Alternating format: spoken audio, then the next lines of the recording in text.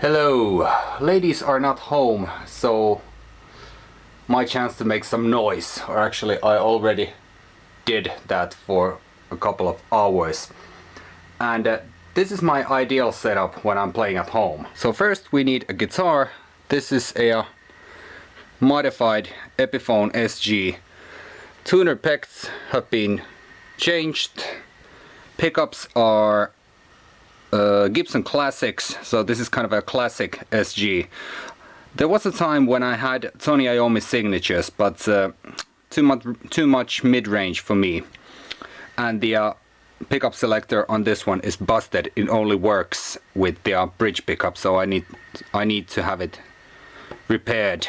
And from the guitar, signal goes to here, and this is XV-amp by Behringer. So this is a Behringer clone of a Line 6 floor pod, and it sounds just the way it looks, but there are a lot of things in here, different effects and all that stuff. So this is good when you're kind of figuring out the soundscapes. So just tweaking. This is nicer for me than having a set of plugins. This is something physical you can actually touch. So from here, signal goes to here. This is a Behringer Euro rack. What UB1202, so just a basic mixer. So signal went from there to these line inputs, and from the tape out to these. These are Edirol MA15D, so these are micro monitors. And I also had an iPad hooked to the mixer, so I was able to play with drum tracks. And the reason why I like this kind of a setup is that I absolutely hate playing with headphones. I absolutely hate it because you can hear everything. Well, that's the good part. You can hear all the kind of scratchiness and all the noise, so you're able to correct your technique if needs be. But your earphones are right here. The sound is coming straight to your ear. And I don't like having that kind of a direct sound. I want the sound to be bouncing all over the walls and all the room reflections going on. And I think that's because I played probably when I first started, I don't know, almost 10 years with an amp, without having any kind of headphones. So even when I bought the Boss A-Track multi-track recorder, I still had a set of stereos, a stereo set. So I was able to play and record using speakers. And I hardly never used headphones because I want to hear the direct sound.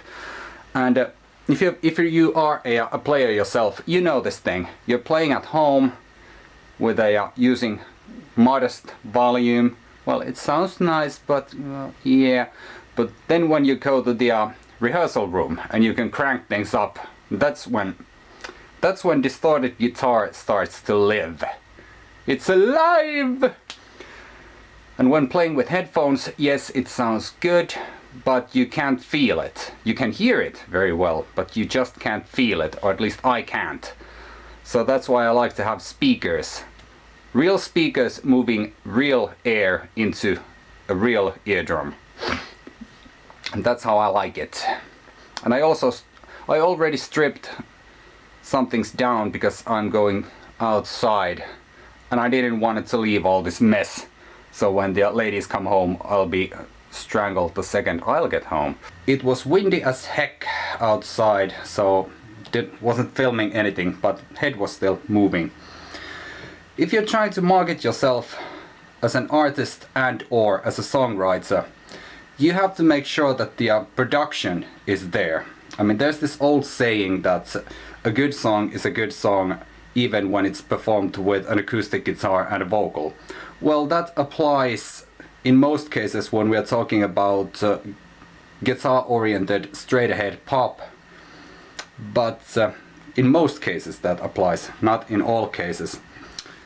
But if you're trying to get yourself out there, as a songwriter or as an artist, you need to make sure that the production is there. You can't just hand out sketches as demos, because there are kind of wood-eared people working in the music industry.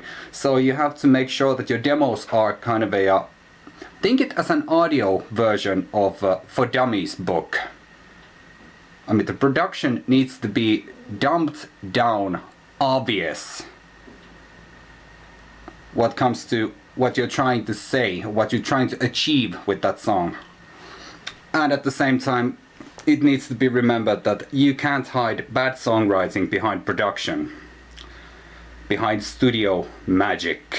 Bad song is a bad song, it doesn't matter what you put on top of it. And there are oh so many examples on the radio at the time, or there's always pretty good examples what comes to mainstream radio, but hey, that's just my opinion. Although technology has its place. For example, let's take an extreme example. Well, the first extreme example that comes to my mind. Let's take Edge from U2. Take away all of his outboard gear, everything. Just hand him a guitar, a cable, and an amp. It wouldn't take away his abilities as a player, but it would take away his ability to create soundscapes. And those soundscapes are a crucial part of U2 sound. And we all have opinions about their music, and that's fine, because there needs to be opinions, but it's a crucial part of their music. And in that case, technology is being used to serve the song. It's not the meat, it's the flavoring. What comes to all those outboard racks and whatever. But there's this kind of a rabbit hole that you can fall into what comes to digital music production. Because back in the old days, band came into the studio people mic'd up their gear, hit record, that's it boys, go back to tour. Because back in those days, bands were touring constantly. And that's why old records, something like the first album of Black Sabbath, sounds so tight, for example, is that they came into the studio straight from the tour. And after they done recording, they went back to touring. So they were playing constantly. They were constantly playing those songs that they just recorded. Then when you're working in a studio, and now I'm talking about production, not about playing part. The rabbit hole is that people are constantly buying and getting new plugins. And again, I'm talking about kind of this amateur level, or not pro level of things. But and if you're, well, whatever you do, if you're into computers or into audio gear, into video gear, you have seen these people who are just buying new gear while thinking that this piece of gear will make my whatever I do to be awesome. Well, no. I could buy the best amp there is on the market, and I would still sound like myself. Pretty much. So if you go into the if you watch the plugin folder to some of these guys, they have something like, I don't know, 2 meters long, 6 feet I think that is in other units, long list of plugins, and still the sounds they are producing are kind of yay. It's not the tools. You have to have vision. You have to know what you're doing, and those plugins are only there helping you to achieve that goal. So first you need a vision, then you need tools to create it. And you don't have to buy expensive plugins and virtual things to get that. You can use just basic gear that comes with almost any DAW. I mean, if you get a DAW and if you buy an audio interface, most likely it comes bundled with one, although light edition, but still, there is a compressor there. There's reverb, there's most likely some kind of a gate, there will be some kind of an EQ plugin, so you don't need to buy these expensive plugins from Waves and whatever companies there are in order to get the tone. If you don't know how to use a compressor, the expensive one won't help you if you don't know how to use it. And that's the mistake I've seen quite a few people making. They're buying gear before they actually need it. And when you know what you're doing, you have learned how things work on a basic level, then you can expand. So, and also what comes to digital things, you can always tweak things. For example, let's take a very simple example. You are recording a electric guitar straight into the interface, maybe with the DI box. So you're recording the DI track, and you have an amp sim and some kind of a cap impulse with it. After you're done recording, you can tweak the amp, you can change the speakers, because it's all virtual. And that can create this constant loop of tweaking. You're not satisfied with anything because you have too many options. And that's when I'm recording. I've kind of eliminated that whole process because I'm a tweakler, if that's even a word in English language. I can spend a long time with just one sound, trying to get it just right. And that's a good thing and that's a bad thing. So I kind of eliminated that whole process. What comes to recording electric guitars with virtual instruments or virtual amps, I'm always printing the actual tone, actual sound coming out from the virtual amp. It will be printed as an audio track. I'll keep the DI track just for kind of worst case scenario backup. But what I'm using is the actual tone that's coming out from the plugin when I'm playing. So it's almost like recording onto a tape. So what gets printed is what you have. You can't change it. Or I won't change it. I refuse to change it. Because that way you have to constantly keep in mind the layers of the song. I mean, you can get the most godliest, most powerful roaring guitar sound, and in the end you'll find out that that roaring big sound doesn't fit into the mix. So when I'm actually recording into a computer like it was a tape machine, I constantly have to think about different layers.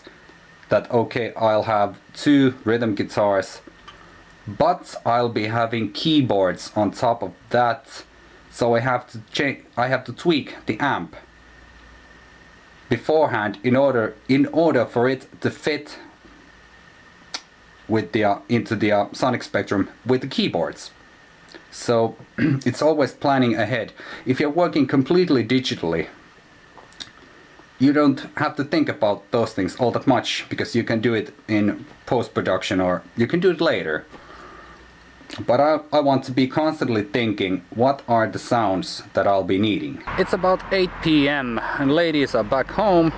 Before they arrived, I was working on a song, or actually writing a song.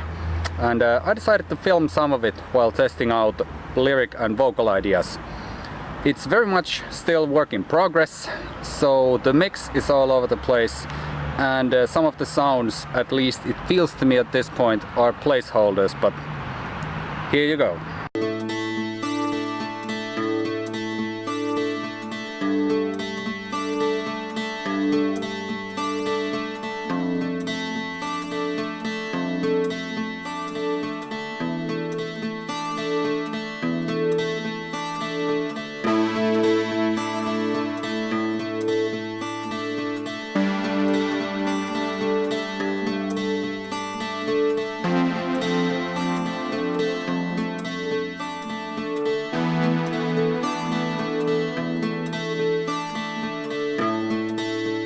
If you satisfy your hunger with words chewed by someone else,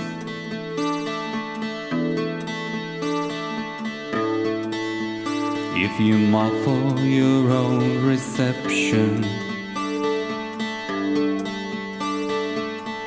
and believe what the masses say,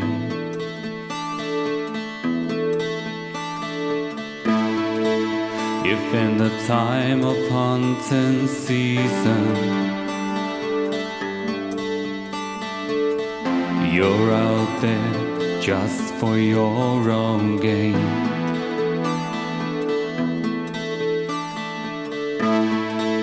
if it's for all the wrong reasons, would it still justify the pain?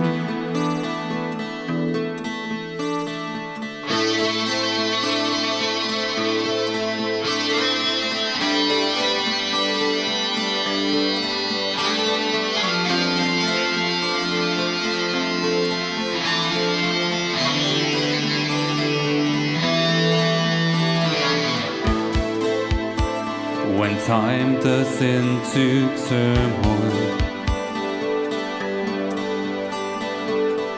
and the future to distant past,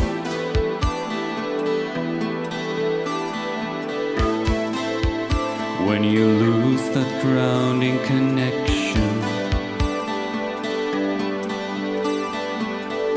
and start moving way too fast,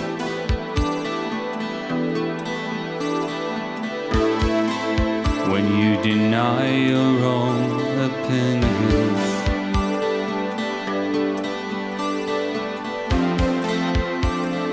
just to clear your name,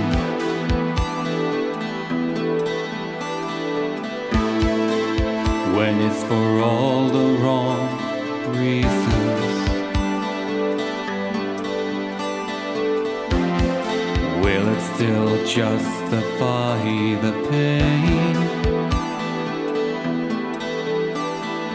The feel, the vibe is definitely there, but I have to do about 2 more passes with the lyrics, or actually I have to finish the lyrics first and then I have to do a few passes through if I can come up with something more suitable. And there are pronunciation issues that needs to be dealt with. I can hear Finnish. And for those of you who don't know what Finnish is, it's English with Finnish accent. Listen to some interviews given by Juha Kankkunen or Kimi Räikkönen, and you know how it sounds like if you don't already know. When I'm speaking, it doesn't bother me, because this is just kind of stream of consciousness, stream of thoughts that I'm spewing to the camera. But when I'm singing, I'm trying to minimize it as much as possible, because in my opinion it doesn't suit, just doesn't fit. So I still have to work on some pronunciation things, but the vibe is definitely there. I like what I have now at this point. And for the first demo, it's kind of rare to get the feeling that it's there. All I have to do is polish it and finish it. That's one thing.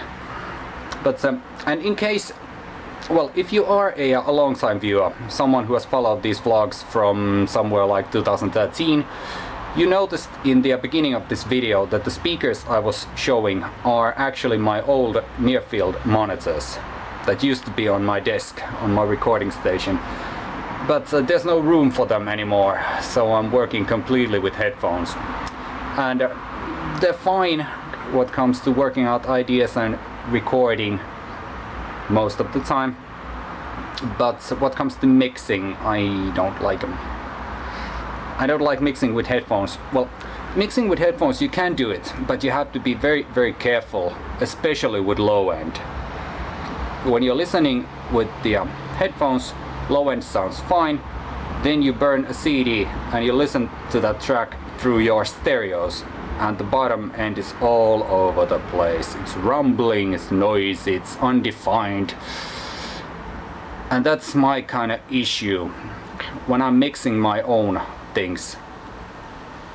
There's usually not that much bass in it because I'm over cautious, over careful with it. So I have to get some kind of a budget to mix some songs later in the future in a commercial studio. I can track at home, that's not a problem, but mixing, I need a real studio for that. So, and it won't be too expensive, because in the studio mixing is usually the fastest thing to do. It's tracking that takes time. So we'll see what the future brings. I have to come up with the money first and the right songs, the right bunch of songs. It's a bit after 9 p.m. and it's time to wrap this vlog. I rendered out the song you heard previously, or before this part, and well, it's a raw version. It's a demo of a demo of a demo, but you'll get the idea. I really like the feel that I have going, and I think I have to make, well, there are some parts that I'm thinking about adding, but I have to use FL Studio for those.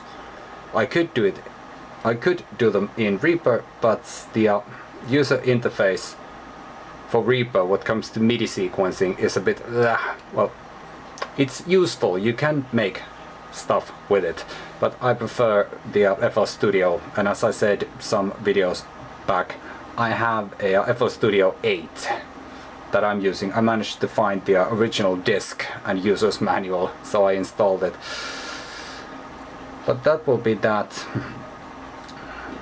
Later today, I think I'll watch some streams. I won't be streaming myself today, because it's already a bit after 9 p.m. and I have to get up at, well, tomorrow's Sunday, but I still have to get up at 7 in the morning because of stuffs. Yay. So, until next time. See ya.